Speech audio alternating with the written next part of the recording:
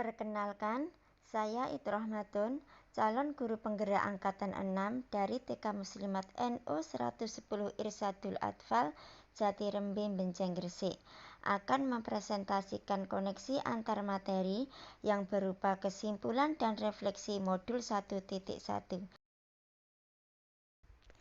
dengan fasilitator Ibu DRA Endang MT MPD dan pengajar praktek Bapak Mahmudiono SPD MPD.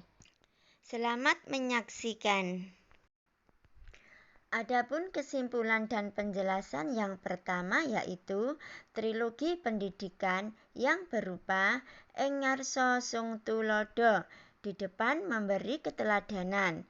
Jadi, seorang guru di sini mempunyai peran yang sangat besar sekali terhadap peserta didiknya. Jadi, seorang guru harus bisa memberi keteladanan dimanapun mereka berada. Ing madya mangun karsa, yaitu di tengah membangun keinginan, dalam hal ini memberikan motivasi dan memposisikan dirinya seorang guru agar bisa menjadi teman dan juga dapat menjadi tempat peserta didiknya untuk berkembang menuju cita-citanya. Tutwuri Handayani, yaitu di belakang memberikan dorongan. Dalam hal ini, guru harus selalu memberi dorongan peserta didiknya dalam mengembangkan bakat dan minat yang peserta didik miliki. Ki Hajar Dewantara menjelaskan bahwa tujuan pendidikan yaitu menuntun segala kodrat yang ada pada anak-anak agar mereka dapat mencapai keselamatan dan kebahagiaan yang setinggi-tingginya, baik sebagai manusia maupun sebagai anggota masyarakat. Oleh sebab itu, pendidik itu hanya dapat menuntun tumbuh atau hidupnya kekuatan kodrat yang ada pada anak-anak agar dapat memperbaiki lakunya, bukan dasarnya hidup dan tumbuhnya kekuatan kodrat anak. KHD mengibaratkan peran pendidik seperti seorang petani. Anak-anak itu seperti biji tumbuhan yang disemai dan ditanami oleh Pak Tani di lahan yang telah disediakan. Anak-anak itu bagaikan bulir-bulir jagung yang ditanam. Bila jagung ditempatkan di tanah yang subur dengan mendapatkan sinar matahari dan pengairan yang baik, maka meskipun biji jagung adalah bibit jagung yang kurang baik, dapat tumbuh dengan baik karena perhatian dan perawatan dari Pak Tani. Demikian sebaliknya, meskipun biji jagung itu disemai adalah bibit berkualitas baik, namun tumbuh di lahan yang gersang dan tidak mendapatkan pengairan dan cahaya matahari serta tangan dingin Pak Tani, maka biji jagung itu mungkin tumbuh namun tidak akan optimal. Pemikiran selanjutnya yaitu kodrat alam dan kodrat zaman.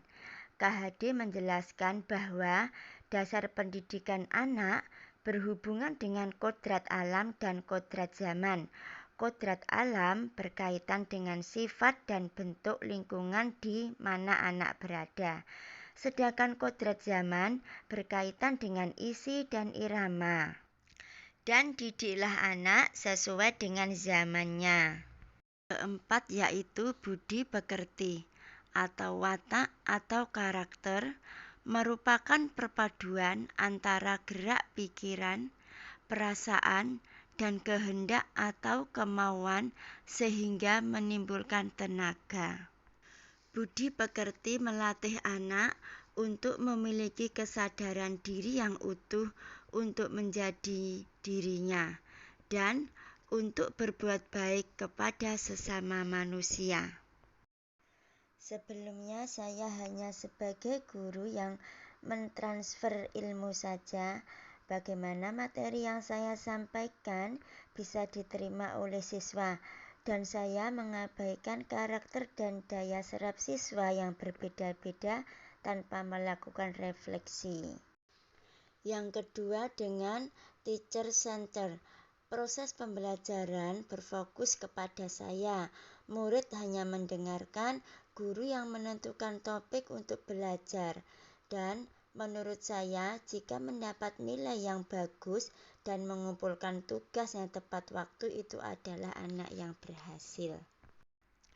Yang berubah adalah siswa merupakan subjek pembelajaran. Siswa diberikan kesempatan seluasnya untuk mengemukakan ide, kreativitas, interaksi dengan lingkungan demi memperoleh pengalaman belajar yang baru. Yang kedua, belajar menyenangkan karena dunia anak adalah dunia bermain. Jika anak-anak senang, merasa nyaman, sehingga mereka tidak terbebani dalam belajar. Yang ketiga, guru adalah menuntun. Dalam proses menuntun, anak diberi kebebasan, namun pendidik sebagai pamong dalam memberi tuntunan dan arahan agar anak tidak kehilangan arah dan membahayakan dirinya. Seorang pamong dapat memberikan tuntunan agar anak dapat menemukan kemerdekaannya dalam belajar. Identifikasi siswa agar saya bisa mengetahui apa yang dibutuhkan untuk menentukan model pembelajaran. Yang kedua, guru yang menuntun. Untuk menuntun anak menebalkan garis samar-samar agar dapat memperbaiki lakunya untuk menjadi manusia yang seutuhnya. Yang ketiga, merancang pembelajaran. Jadi, saya melakukan kolaborasi dengan teman sejawat atau dengan siswa. Yang keempat, student center, yakni pembelajaran berpusat pada siswa agar dapat memenuhi kebutuhan siswa dalam belajar.